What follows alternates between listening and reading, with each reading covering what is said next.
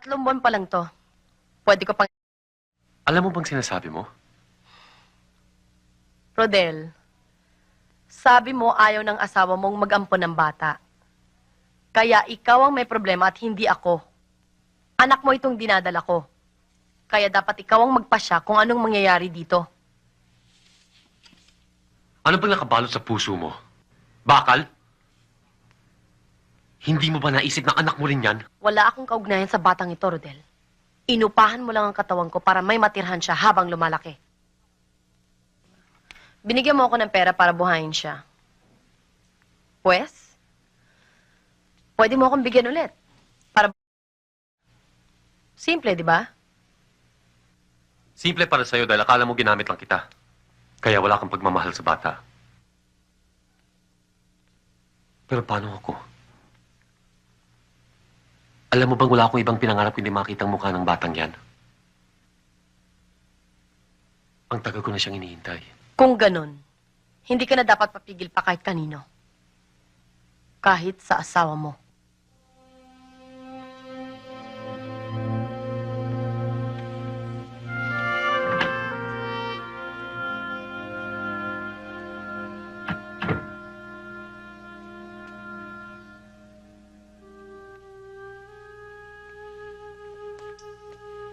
Hi! Sweetheart, bakit? Tumawag ako sa office mo. Sabi ni Gina, 4:00 pa lang umalis ka na raw. Ah! Nandun ako sa opisina ni Dick. Siguro hindi alam ni Gina. Sabi niya, umuwi ka na raw. Talagang pauwi na ako eh. Kaya lang, hinarang ako ni Dick. Then we had a couple of drinks, napahabang daldalan. You know. Tama na, Rodel. Ayoko na makinig sa mga alibis mo. Ba't di mo na lang sabihin sa akin ng totoo para matapos na? Anong totoo? Na may babae ka. Ayang ka na naman. Anong ayang ka na naman? Rodel, hindi ako... Kung may tao sa mundong ito na nakakakilala sa buong pagkatao mo, ako yun. Kung ganun, alam mo, hindi ko magagawa sa iyo yun. Alam mong ikaw lang ang mahal ko, hindi ba? Kahit nagmamahal, pwede magkasala. Rodel, kung gusto mo na akong iwan, sabihin mo na lang sa akin kaysa malaman ko sa iba. Ano bang pinagsasabi mo? Bakit ko gagawin yun? Dahil siguro wala tayong anak. Kaya pumatol ka sa iba pagkatapos sa anakan mo. Do you honestly believe that I am capable of doing that?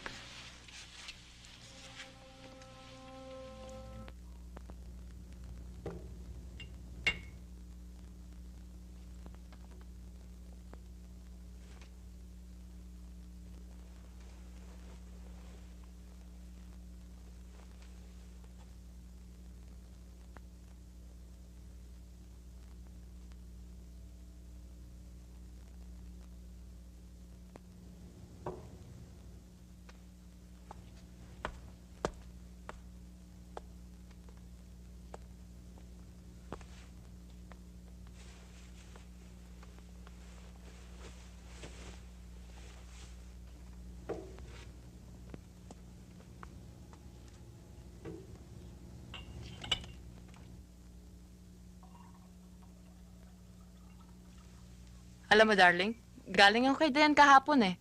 Malapit na matapos yung wedding gown ko. Ang ganda. Sana makita mo. Kaya lang, malas daw yung nakikita ng groom ang gown bago ikasal. Aya.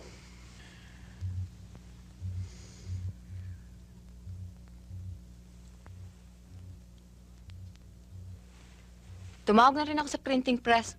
Ready na raw ang mga wedding invitations natin. Good. Well, I have to go. Darling, maaga pa naman eh. Have another drink, okay?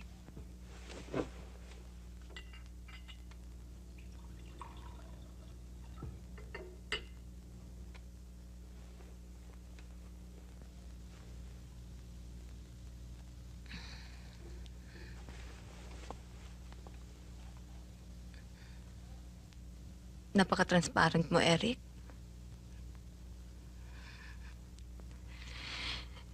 Now tell me, for Christ's sake.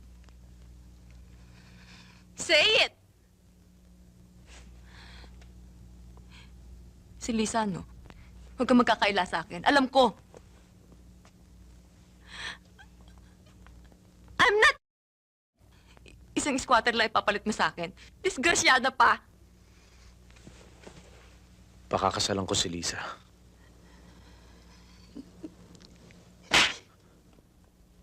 This way, sir.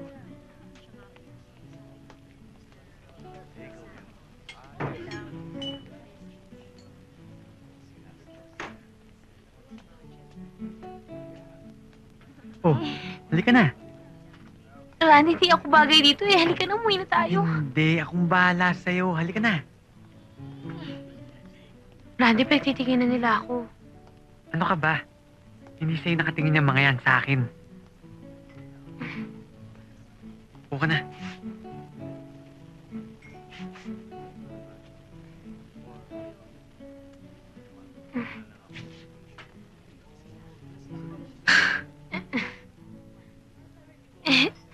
Randy, kasi... Inay, akong bahala sa'yo, okay? Eh. Ano? Anong gusto mo? Ikaw... ang ibig sabihin... ikaw kung anong gusto mo. Waiter! Oh? Ano ba to? 1,450 para sa isang lapu-lapu. Ilan banyera ba to? Ano po, ma'am? Ito, hindi mo ba nakita? 1,450! Inay, huwag mo na pansinin ang presyo. Okay lang yan. Waiter? Bigyan mo na lang kami ng special of the day.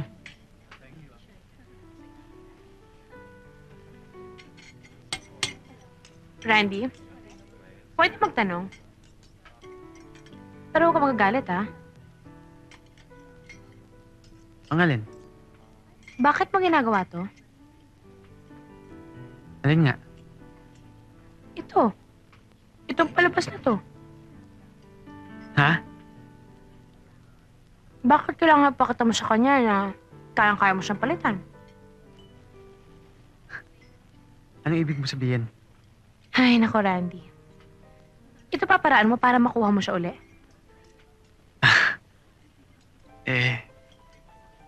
But, mahal mo ba siya?